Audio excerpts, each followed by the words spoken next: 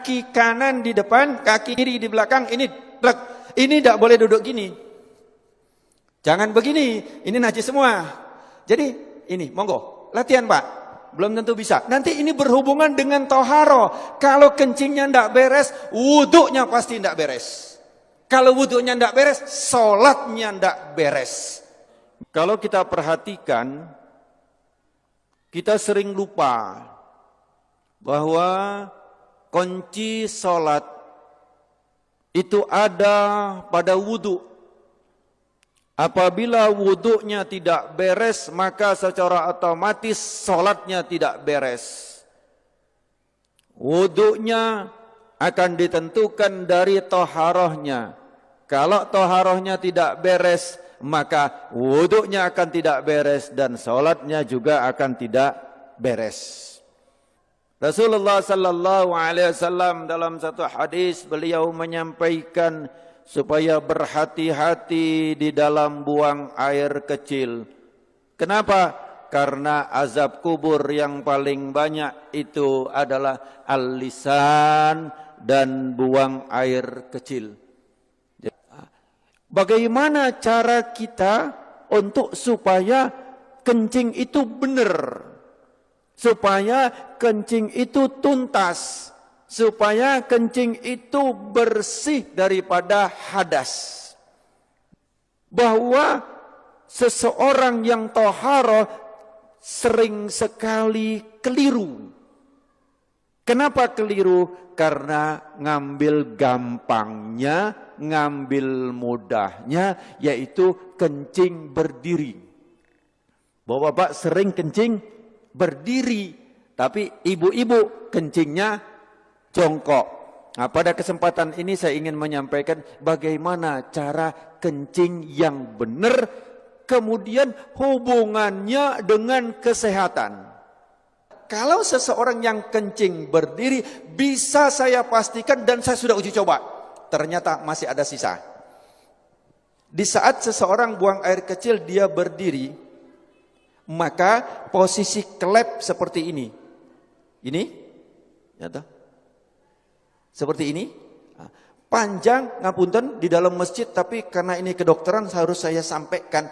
Untuk perempuan, kantong kencing, terus kemudian ada namanya uretra, saluran yang keluar, itu panjangnya 1 sampai 3 cm untuk yang perempuan. Jadi sangat pendek.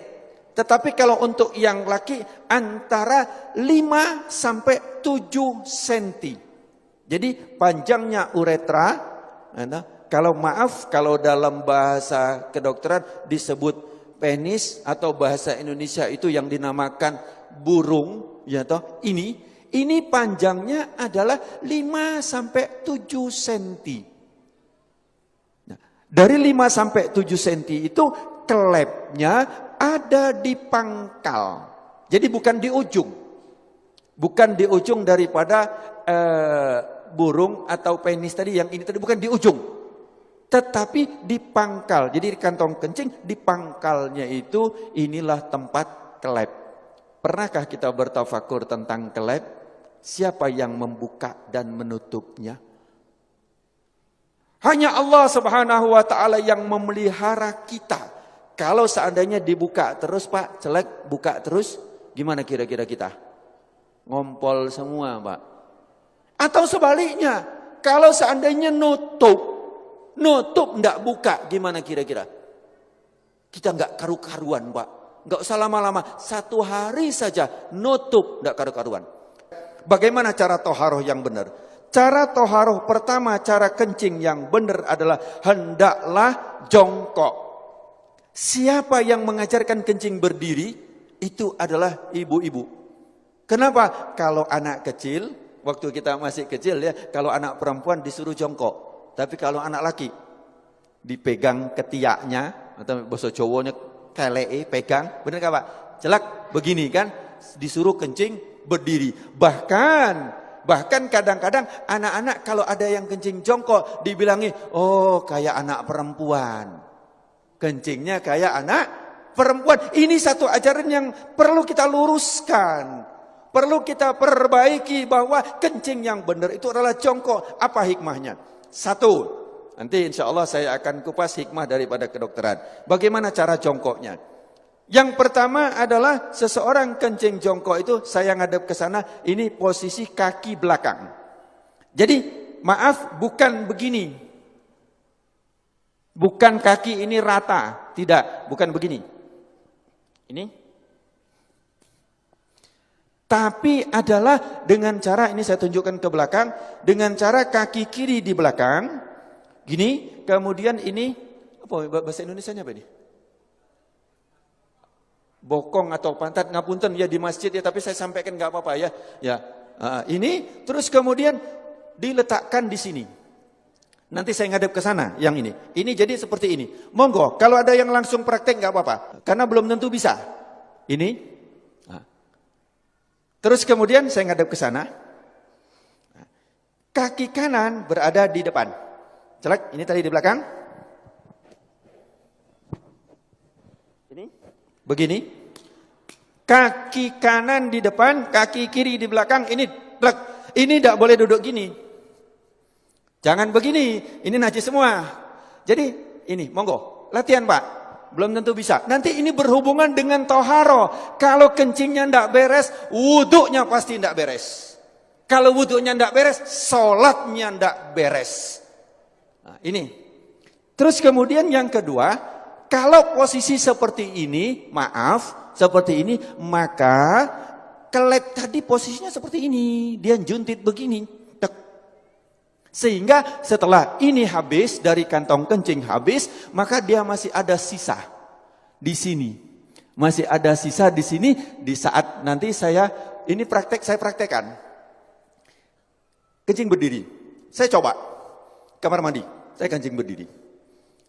Banyak kan, di tempat-tempat itu kan kencing berdiri yang dibuat kayak gini itu kan, banyak Pak. Terus kemudian saya coba sampai habis. Habis sudah saya lihat habis betul. Kemudian saya ambil tisu.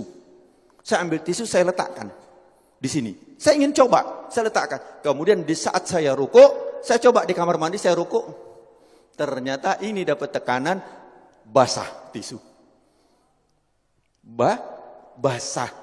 Bagaimana kita sholat, tapi nggak terasa. Kenapa? Karena dia sudah lewat dari klep. Kita pakai celana dalam, ya, pakai celana dalam dari katun. Dari katun atau dari kain.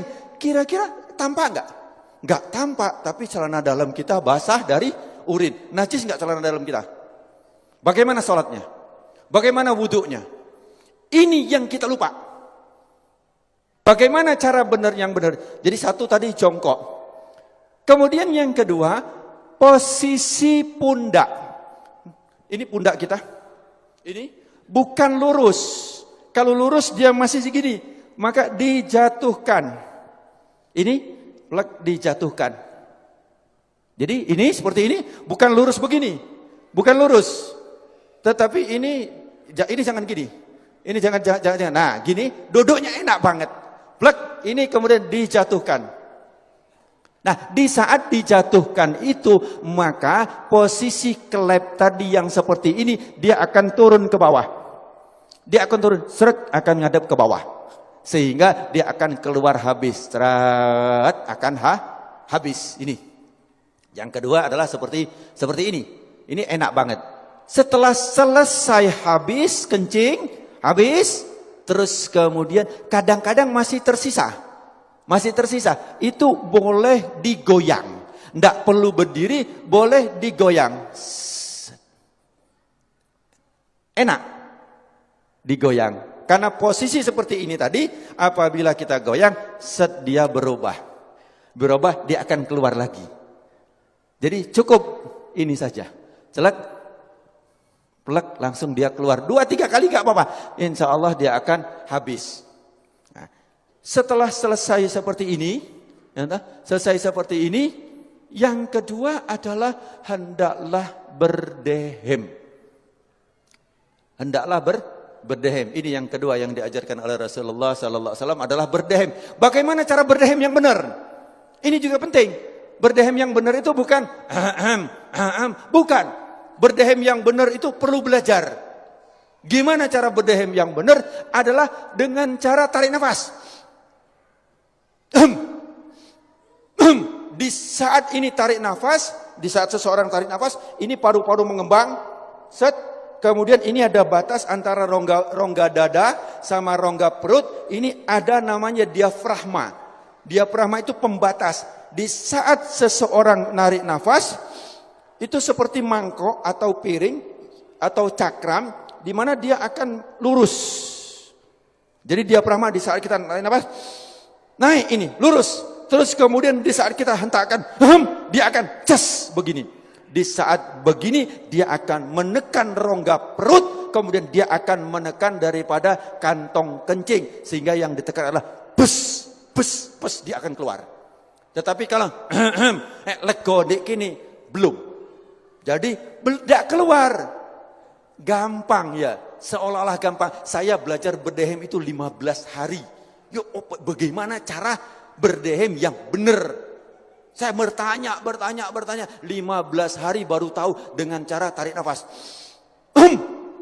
Nah, bukan cara berdehem kayak orang mau lewat ada sandalnya. Bukan. Jadi caranya adalah tarik nafas. Nah, itu harus latihan sebanyak 3 kali. Begitu juga ibu-ibu. Ibu-ibu pun juga berdehem. Ini jarang kita dapatkan untuk berdehem ini, Pak. Ya, yang ketiga adalah dengan cara diurut. Untuk yang perempuan itu adalah ditekan dengan menggunakan tangan kiri, ditekan di atas ini. Nanti kapan-kapan kalau ada pengajian khusus ibu-ibu, nanti akan saya jelaskan bagaimana cara menekan daripada kantong kencing dari atas. Plek, ditekan, dia akan keluar. Kalau untuk yang laki-laki, itu adalah dengan cara mengurutnya. Bagaimana cara mengurutnya? Adalah dengan menggunakan tangan kiri, bukan tangan kanan. Kemudian dengan tangan kiri itu, cara mengurutnya bukan dilingkarkan. Nah, sebelum saya menceritakan tentang bagaimana cara ngurut, biasanya kadang-kadang ngapunten, ini disentik. Benar, ini disentik, benar. Saya pengajian di mana-mana, itu ternyata, dokter, itu harus disentik, dokter. Nah, kalau disentik seperti ini, tujuannya betul, supaya tuntas. Betul, supaya tuntas. Tapi caranya yang salah. Kenapa? Di saat begini, maka dia akan ke paha sini dan ke paha sini. Celetik, celetik. Dan tidak terasa. Kenapa? Karena kita sudah biasa pakai celana, sehingga tingkat kepekaan daripada ini sudah sangat sedikit. Sensitifnya sangat sedikit. Sehingga tidak terasa kalau kena hanya percikan 1 atau setengah tetes ke sini dan ke sini. Kemudian kita pun wudhu. Kemudian sholat, bagaimana badannya? Najis. Bagaimana celananya? Najis. Kita seolah-olah selesai. Belum. Kemudian yang ketiga adalah dengan cara ditekan. Bagaimana caranya? Bukan dilingkarkan. Jadi bukan dilingkarkan seperti ini. Melingkar, bukan. Bukan juga kalau ini jam. Lingkar 12, 3, 6, 9. Ya. Bukan jam 3, jam 9. Bukan begini. Bukan seperti ini. Tetapi adalah jam 12, jam 6. Jam 12 itu adalah jempol untuk sebagai penahan, penopang. Kemudian yang jari kelingking. Jari apa ini? Kelingking ya, bahasa Indonesia kelingking ya. Jari kelingking ini adalah untuk ditarik ke depan. 1 kali, 2 kali, 3 kali. Dilakukan seperti itu. Kalau untuk yang perempuan dengan cara ditekan. Nanti tempat mana yang ditekan itu khusus untuk ibu-ibu. Ya, bagaimana nanti cara menekan untuk membuang air kecil. Bapak-bapak rahimakumullah. Saya ambil satu kesimpulan. Yang pertama, kalau kencing berdiri sudah saya uji coba, sudah saya lakukan, ternyata tidak mungkin kencing berdiri begini. Itu satu, pasti begini. Ya, atau malah begini, maka semakin juntit daripada kelepnya tadi pasti ke atas. Yang kedua, sudah saya coba dengan cara kencing berdiri itu, kemudian dilakukan dengan waktu kita ruku, kita sholat, itu saya coba untuk di kamar mandi ruku, ternyata dia keluar dan saya sudah coba dengan tisu. Jadi bapak-bapak nanti celana dalamnya akan basah, ya toh. Tapi nggak kelihatan karena daya serapnya cukup ini, itu kalau kencing berdiri itu akan keluar, tetapi tidak terasa. Kenapa? Karena sudah melalui klep. Kemudian yang ketiga adalah cara hitan yang benar, maka dia tidak ada sisa sama sekali di bawah ini. Kalau masih ada sisa di saat yang tetesan-tetesan yang terakhir, dia akan masuk. Dia akan masuk. Kemudian yang kedua adalah cara duduk yang benar. Cara jongkok yang benar adalah, saya ulangi, kaki kiri di belakang, kemudian ini diletakkan di sini dengan nyaman, dengan enak. Ini. Terus kemudian posisi yang kaki kanan adalah seperti ini, tapi ini jangan dijatuhkan.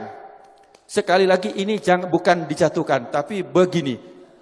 Jangan bingung, biasa saja, plek, enak, plek, biasa saja.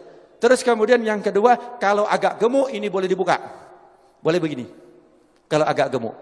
Yang kedua adalah posisi pundak jangan lurus. Kalau lurus kantong kencing masih seperti ini. Dan posisi daripada klep seperti ini. Harus jong begini. Dengan begini maka posisinya akan ngadep ke bawah, klep akan ngadep ke bawah, ini juga akan tekanan. Ini bisa dilihat, ini dia akan menekan sini, akan melipat. Set, dia akan masuk ke dalam. Kedua. Kemudian setelah itu berdehem. Selesai, habis. Kalau belum habis, saya ulangi, begini, boleh begini. Boleh begini. Ya, untuk apa? Supaya dia akan begini. Dia akan keluar, akan enggak anyang-anyangan lagi. Terus kemudian yang kedua berdehem. Cara berdehem, tarik nafas. Jangan biasa. Jadi kalau aja belum. Terbukti cara evaluasinya kalau hanya dia di sini. Akan dirasakan di sini. Coba di sini. Tapi kalau tarik nafas pasti di bawah. Dia akan keluar. Tes 3 kali. Setelah itu baru kemudian dengan cara diurut. Tapi sebelum berdehem, sebelum diurut, tadi kita harus geser supaya dia ini. Bapak-bapak rahimakumullah, sebenarnya tentang toharo ini masih banyak yang harus kita kupas. Tapi ini saya himpun sebanyak mungkin. Hati-hatilah kita di dalam bertoharo ini, karena Rasulullah SAW sebagai penutup, Rasulullah pada satu hari itu berjalan, kemudian ada 2 kuburan. Satu kuburan ini kata Rasulullah sedang disiksa. Kenapa? Dia cara toharohnya atau cara kencingnya enggak beres. Tapi ingat bahwa kita dikondisikan supaya menjauh daripada ajaran Rasulullah sallallahu alaihi wasallam. Di sini saya dari medis, saya akan usahakan untuk bagaimana hikmahnya daripada apa yang diajarkan oleh Rasulullah. Bagaimana tidurnya Rasulullah, bagaimana makannya Rasulullah, bagaimana menguapnya Rasulullah, bagaimana wuduknya Rasulullah, bagaimana taharahnya Rasulullah. Itu bisa dikupas habis dengan tujuan kita kembali kepada apa yang diajarkan oleh Rasulullah sallallahu alaihi wasallam. Mudah-mudahan beberapa penyakit akan dihindarkan oleh Allah Subhanahu wa taala. Amin Allahumma amin. Al-Fatihah.